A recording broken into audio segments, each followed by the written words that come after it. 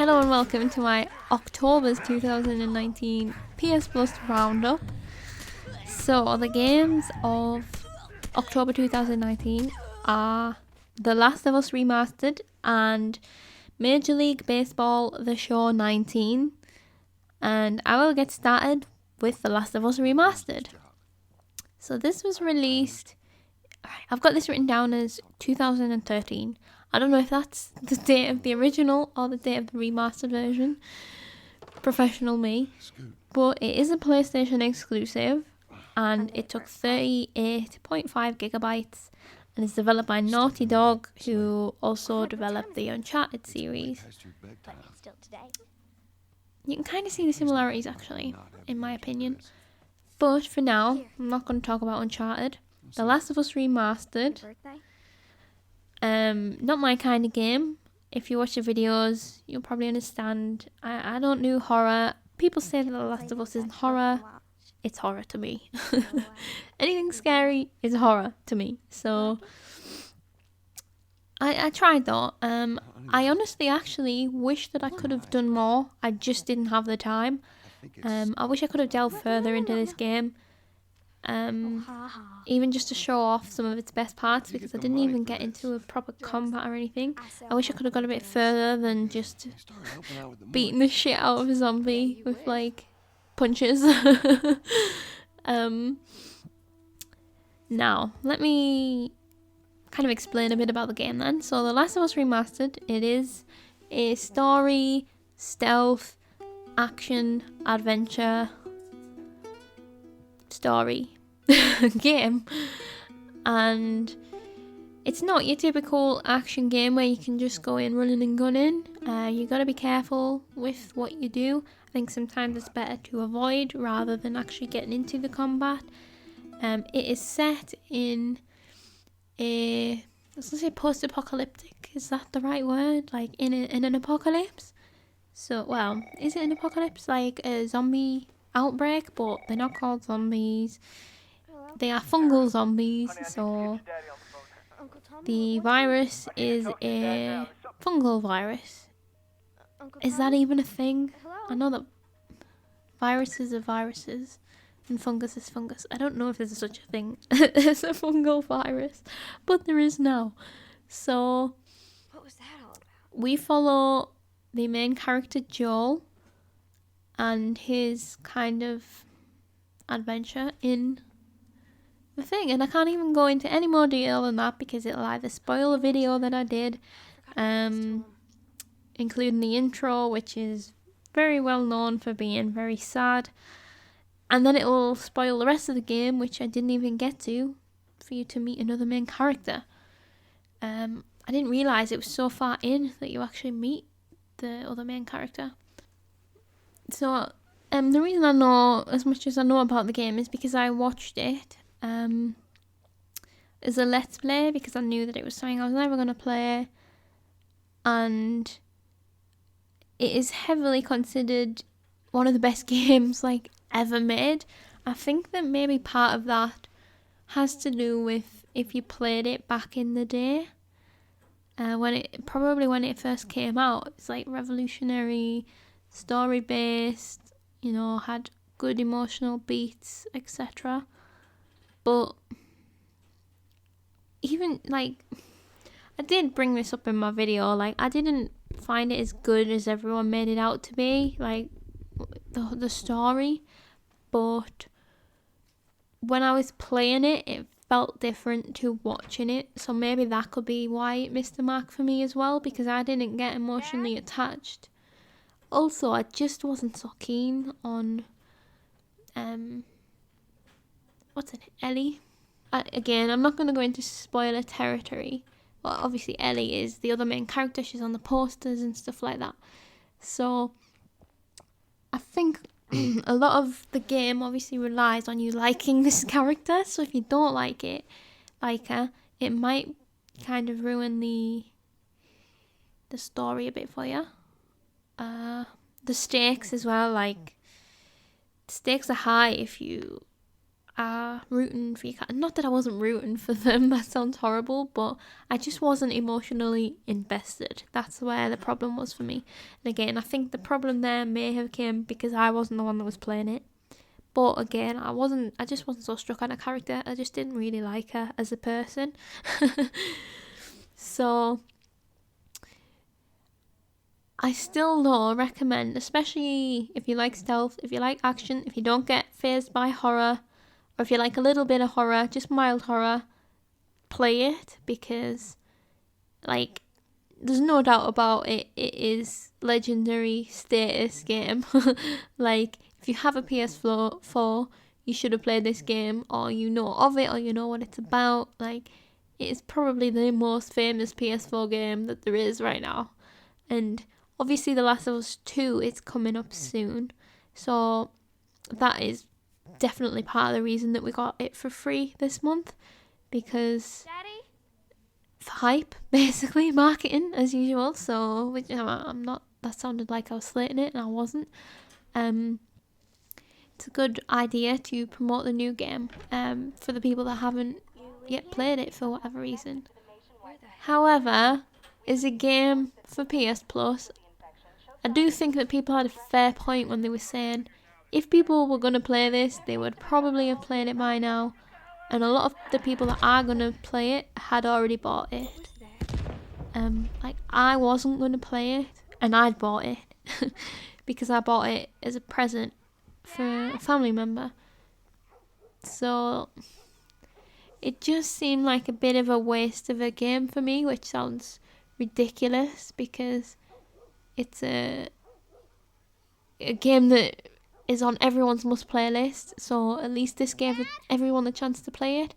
But at the same time, I do kind of feel like it just felt like a waste of a slot because most people have already played it or own it. So I don't know. I'm not sure where I stand with this as a PS Plus game. I suppose it was good for the people in that situation that had never bought it, had never played it, and have got to play it, and it could drive more sales towards The Last of Us 2. But still, I don't know, I'm not the most excited that this was on this month's games, especially, I don't want to sound like I hated it, because I don't, it's worth playing for sure, like, but I think the main reason I'm so bummed out about it is because of the other game this month, which was Major League Baseball The Show 19. So this is obviously a sports game, it's a baseball game, it is a season simulator. I'm not quite sure how else to describe it. It's like, it's FIFA for baseball, and I don't know anything about baseball, but I gave it a go. I don't know any of the terminology, I don't know really the rules. All I know is that we used to play rounders at school, and it's very similar to rounders. I know that I struggled to get the hang of the controls. I know that 9 innings is a long time. So I'll talk a little bit about the game. There is a lot of customizable options. You can choose your team, you can make your own team where you can choose your colours, you can choose your stadium, you can make your rules kind of, so you can choose how many innings, etc. You can fully customize the game mode itself. You can choose the weather, stuff like that. And then there is even more options, where you can decide how you want to play control-wise. So there's a few tutorials. The 4 things that you get to control are batting, bowling. I don't know what the thingy, the baseball term for that is. Pitching, I think, not bowling. Batting, pitching, base running, and I want to say fielding, but I don't know what that's called. Catching the balls. So you can individually control each aspect of this. Obviously they all happen at separate times, so if you're pitching, then you're going to be working the field as well, and if you are batting, you're going to be doing the base running as well. So for each round, you're controlling 2 of those things basically, and it's never at the same time.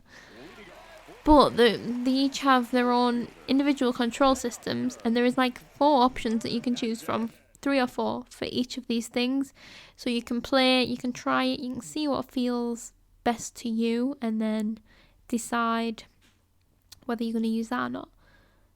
Or some of them also have auto options, so it will do it for you. Like I had my fielding set on auto, and I had my base running set on auto as well, and you can manually override it as well while you're playing, so that is a good option for a beginner to get you used to it. And then if you really enjoy the game, then you can then go on to control everything manually. So that's kind of how the game works. My experience didn't go too well. I could not figure out how to hit the ball. I was okay at pitching, but also there is like 4 different types of pitching you can do. It all goes really deep, so like it all goes on your, I don't know if it goes on your experience, but it goes on your confidence, it goes on your tiredness, it goes on kind of what pitches you've been doing, what pitches the batter is good at, where abouts you throw the ball, stuff like that. Like, I think as far as baseball simulators go, if that's what you're looking for, then you will like it. But if you have no interest in baseball, there is just no point. That's kind of how my opinion goes, sadly. I'd rather go out and play rounders rather than do this. But it's, how can I describe it? I do think it's a good simulator. It's down the same vein as FIFA. It's down the same vein as like the F1 game and stuff like that. So if it is your sport, then you will be happy that we got that this month. And you can play about with it as much as you want. I mean, I'm pretty sure there's online modes as well. Once I got through the first stage, it unlocked a lot more options. So that's when you can make your own team. I'm assuming that you can challenge people online. You can challenge your friends. Again, that's assumptions though. And obviously there is a career mode. I guess you can make your way to the top of the league, or you can try, or you can fail while trying. Yeah, if you are into that, by all means, like, play it. There is so many options that you are, even if you're not good at gaming, you will learn to be good at this game if you enjoy it. So yeah, that's really all I can say about that game. I personally didn't enjoy it, but I think it will be good for people that like baseball. It's kind of my same view of FIFA, except I kind of found FIFA a bit more enjoyable. However, that was also because I was co-oping it, so maybe that makes a difference. Totally forgot to introduce the game. It was made by SIE San Diego Studio, and it took up 56.1 gigabytes. So quite big, bigger than The Last of Us, which surprised me. But I guess that shows how much detail it can go into, how many, how many different options there are and stuff. So I do recommend it if you're into that. Overall, I was not a fan of this month at all. Like, as much as it's nice that we got what's considered a very good game in The Last of Us, it just seems, it sounds horrible, but it just seems too little too late. Like, although I enjoyed last month's games, this month did not make me happy about the fact that we don't get the Vita and the PS3 games anymore. I really felt like I missed them this month, because it's 2 games that I'm not going to play, and you have to kind of, one of them at least, you have to be, it's very niche, have to be into that type of game. One thing about The Last of Us, I guess, that is a positive, is that it does have an online mode as well. and that is apparently supposed to be really, really good. Again, I wish I had more time to get a little bit further into the story and to try out this online multiplayer mode, because yeah, I've heard that it's really good, and because they gave it out for free, the community got stronger and bigger again. So even though I haven't played it, I highly recommend checking that out if you enjoy like online modes on games, because it is supposed to be great. It does make me sad that I didn't try it. But I'm going to try and keep up more next year so that I have enough time to actually get to explore these games properly. Otherwise, what's the point of me doing this? I have to apologise about that, I'm sorry. So, not a great month. That's all I can say. I just feel like they used The Last of Us to say, look, we've given you this amazing game, without actually thinking, do people even need this game? That's just how it felt. But it is understandable with The Last of Us 2 coming out. Again, I can't predict for next month because they're already out. I haven't played them yet, but the games coming up for November are, I don't even know how you say it, Nioh? Nioh. Nioh. I think that's how you say it. And Outlast 2. So, as a person that doesn't play Souls type games and does not do horror, I'm going to be very interested to see how the recording of these two games goes. I did play Nioh 2 beta that was out the other week, and it was actually really good. I really liked it. It's not something I'm going to play, but it was alright, so I'm more hopeful for Nioh. But Outlast 2, let's see how that one goes. Thank you for listening. I'm sorry if that was a very negative podcast. I didn't mean for it to be so negative, very negative roundup. To balance that out, it's not bad. Like, play The Last of Us 2 Remastered. Play it, please, because everyone should have played it. And it's only my personal opinion that I'm not so struck on it. I think Naughty Dog in general, just the way that they build the games, I'm just not so struck on. As long as you go into it knowing it's like, it's kind of story, action, story, action, story, action. Like, that's how it goes. It's not very subtle. Uncharted's the same. A cutscene, waves of enemies, a cutscene, waves of enemies. In The Last of Us, I don't think the enemies necessarily come in waves like that. It's more stealth section, or, you know, there is crafting, you can get new tools and stuff, so there is more to it than what I'm making out, so just try it. But I'm going to let you go because I've already started signing off this roundup, and I will catch you next month for Nioh and Outlast 2. Can you hear the dread in my voice? I will see you later. Thanks for listening. Bye.